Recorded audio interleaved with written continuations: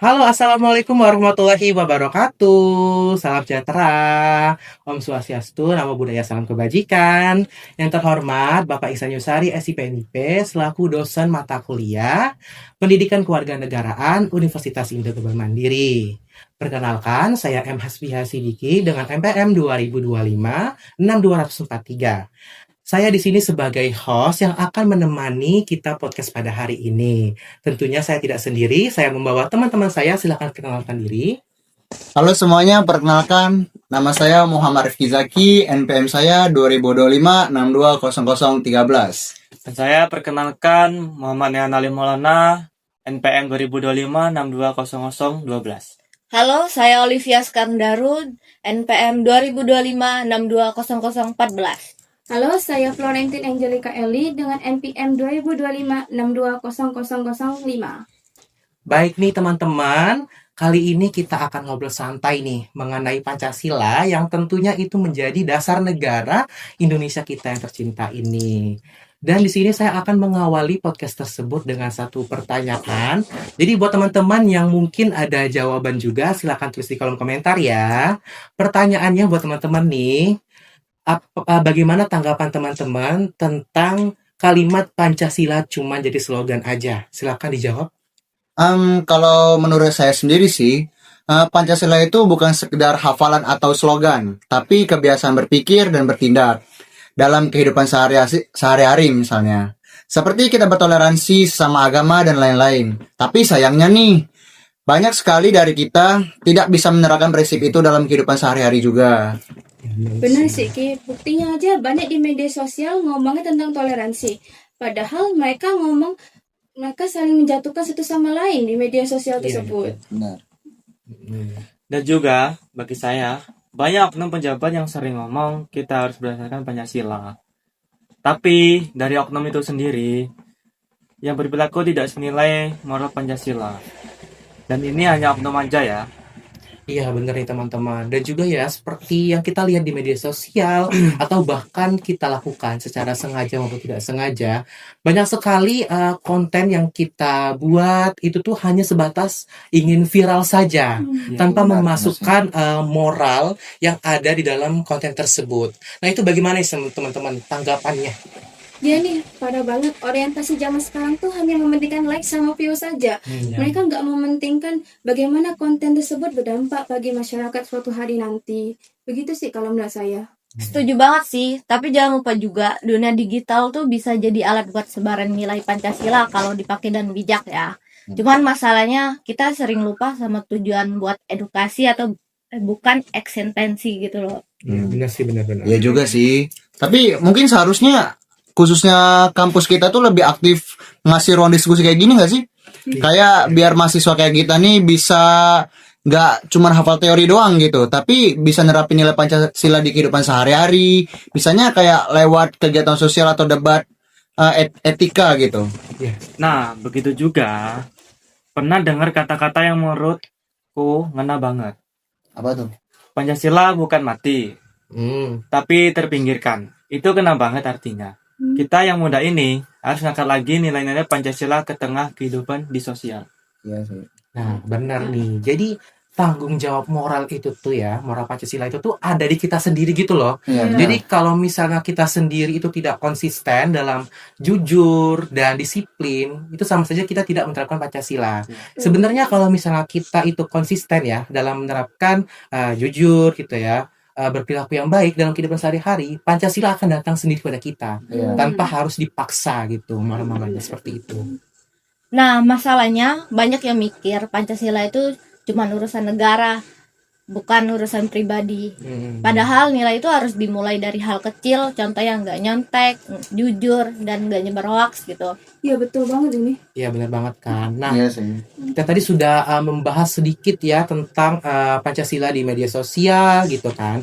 Nah sekarang saya pengen nih meminta tanggapan dengan teman-teman sekalian mengenai demo ya, demo yang terjadi beberapa bulan terakhir. Nah demo tersebut seperti kita lihat banyak juga kota-kota yang kondusif ya demonya, tidak Iya. ada perilaku kejahatan atau yang lain. Mm. Tapi juga ada di sebagian kota yang melakukan perilaku yang tidak sesuai dengan aturan demo, seperti merusak fasilitas umum gitu, bahkan menjara rumah warga. Iya, Nah, iya. itu bagaimana nih pendapat dari teman-teman? Boleh deh, silakan. Kalau menurut dari pendapat saya ya, masyarakat itu sudah agak berlebihan kalau untuk seperti menjara oknum-oknum rumah-rumah oknum yang melakukan korupsi tersebut. Ya. Karena itu kan rumah oknum, meskipun mereka melakukan korupsi, tapi tidak sebaiknya masyarakat itu melakukan penjarahan.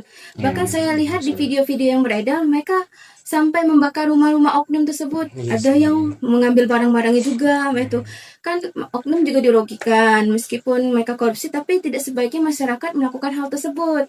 Iya. Bagaimana jika kala masyarakat itu demokrasi ini berkumpul di suatu tempat, misalnya contoh di gedung DPR ini, mereka memberikan opini mereka tentang bagaimana sih solusi cara agar korupsi tersebut bisa diperbaiki. Gimana caranya? Apakah ada solusi dari anggota-anggota DPR dan DPR yang korupsi tersebut untuk memperbaiki situasi yang ada saat ini? Contohnya misalnya anggota dewan itu memberikan fasilitas yang baik bagi masyarakat. Contohnya kan kayak jalan-jalan yang rusak itu kita benari oknum-oknumnya itu, atau fasilitas yang umum, LRT atau tempat bus-bus itu kita perbaiki lagi tempat-tempatnya. Benar sih. Bener sih kata si Angel ya. Jadi Iya. kayak seharusnya kita itu tuh dewan gitu ya, Mm-mm. dewan perwakilan, dan kita sebagai rakyat juga saling mengayomi gitu, saling menghargai gitu Iya. kan. Dan memang menurut si Angel tadi memang banyak yang oknum-oknum ya, Mm-mm. bukan seluruhnya tapi banyak oknum yang melakukan seperti itu Iya, gitu. betul. Inilah yang jadi pemecah belah di Indonesia gitu, Iya. jadi keributan Mm. gitu. Nah, kalau untuk si Eki sendiri gimana nih Ki tanggapannya Ki? Untuk masalah yang disampaikan oleh Angel tadi mengenai demokrasi itu benar. Jadi karena banyaknya sekali masalah serius yang telah dilakukan di demokrasi tersebut. Contohnya nih seperti yang dibilang Angel tadi, merusak fasilitas, ya, penjarahan, dan banyak sekali memakan korban karena tindakan tidak kondusif tersebut. Iya. Dan di balik demokrasi itu banyak sekali nih kita temuin dalang-dalang yang tidak bertanggung jawab, yang memancing kericuan sehingga rakyat-rakyat semua tuh terpancing sama berita-berita hoaks atau bagaimanapun yang ya untuk merugikan diri kita sendiri atau merugi masyarakat. Dan tindakan ini sangat tidak terpuji untuk kita, dan sehingga terjadilah demokrasi yang tidak kondusif itu. Benar. Nah, bener banget. Jadi kita sebagai rakyat gitu ya, dan juga penjabat gitu ya, tentunya khususnya kita sebagai rakyat ya, kita jangan sama sekali itu tuh terprovokasi gitu. Jangan sering termakan informasi mentah-mentah gitu. Jangan mudah terprovokasi sama oknum-oknum yang akan memperburuk suasana. Iya. Contohnya kayak seperti di demo kemarin kan, banyak sekali mungkin oknum-oknum yang menghasut gitu kan, Iya, sehingga demo tersebut menjadi tidak kondusif. Jadi kita sebagai rakyat itu tuh jangan termudah memakan informasi mentah-mentah dan jangan termudah terprovokasi. Dan juga mungkin dari kasus ini itu salah duanya melanggar sila kedua dan kelima ya, Iya. kemanusiaan yang adil dan beradab dan keadilan sosial bagi seluruh rakyat Indonesia. Benar sekali. Benar kan? Nah, ini kalau kita berbicara tentang demo ya, tadi sudah tentang digital, tentang demo yang berkaitan dengan Pancasila, dan saya penasaran nih gitu kan, karena saya sendiri tuh punya pengalaman yang berkenaan dengan Pancasila. Mungkin saya bakal tanya ke teman-teman, ada nggak nih pengalaman yang mungkin berkaitan dengan Pancasila? Boleh, Vivi, silakan. Ini mungkin berkaitan dengan Pancasila pertama ya, Iya. yaitu ketuhanan yang Maha Esa. Karena keluarga aku itu menganut kedua percayaan agama, satu Islam sama Kristen. Iya. Tapi kami tuh tidak saling menghakimi atau saling menjelekin sesama ya.